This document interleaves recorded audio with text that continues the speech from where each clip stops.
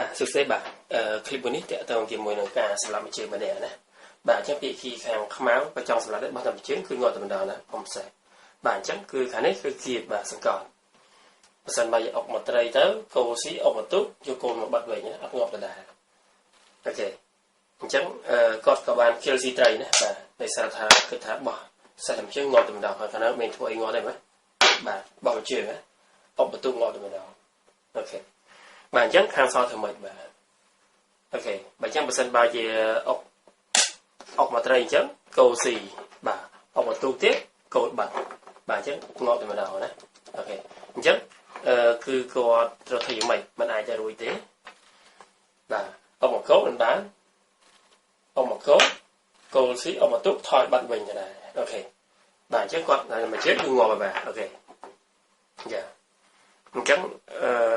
គឺគាត់មានបច្ចេកទេសមួយពិសេសណាបាទក្រុមពីមុខតែម្ដងបាទអញ្ចឹងគោលមិនស៊ីបើមិនស៊ីងាប់ណាគោលស៊ីអូខេបាទអុកមកគោលបាទអញ្ចឹងកាវជើងនេះឯងមកតែម្ដងអូខេបាទពិសេសមែនទេបាទអរគុណច្រើនជួបគ្នានៅคลิปក្រោយទៀត